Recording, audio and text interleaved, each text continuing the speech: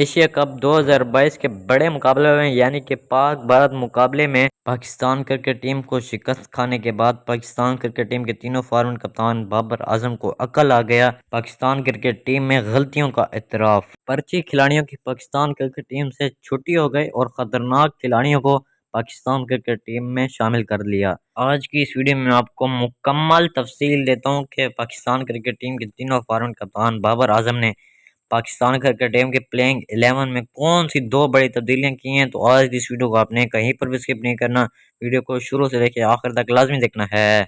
जैसा कि आप सबको मालूम है, पाकिस्तान क्रिकेट टीम में भारत के खिलाफ जो शिकस्त खाई है वो पाकिस्तान क्रिकेट टीम के तीनों फॉरवर्ड कप्तान बाबर आजम की गलतियों की वजह से थी, क्योंकि बाबर आजम ने पाकिस्तान क्रिकेट टीम की प्लेइंग 11 को गलत सेट किया था। अब पाकिस्तान क्रिकेट टीम का हांगकांग के साथ 2 सितंबर को मैच है। अगर पाकिस्तान क्रिकेट टीम ये मैच जीत जाती है तो 4 सितंबर को पाकिस्तान और भारत का फिर से टाकरा होगा।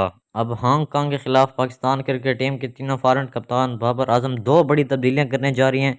आज की इस वीडियो में आपको मुकम्मल तफसील देता हूँ। आप लोगों से छोटी सी गुजारिश है, अगर आपने हमारे यूट्यूब चैनल को अभी तक सब्सक्राइब नहीं किया तो जल्दी से सब्सक्राइब करें और साथ ही खड़े बेल आइकॉन को दबाना मत भूलें। इंडिया के खिलाफ खुश दिलशाह ने कोई अच्छी परफॉर्मेंस नहीं दिखाई तो हांगकांग के खिलाफ अब खुश दिलशाह को पाकिस्तान क्रिकेट टीम से बाहर किया जाएगा और खुश दिलशाह की जगह हैदर अली को पाकिस्तान क्रिकेट टीम में मौका दिया जा रहा है। यहाँ पर हारिस रऊफ की भी पाकिस्तान क्रिकेट टीम से छुट्टी की जा रही है, उनकी जगह हसन अली को पाकिस्तान क्रिकेट टीम में खेलने का मौका दिया जा रहा है।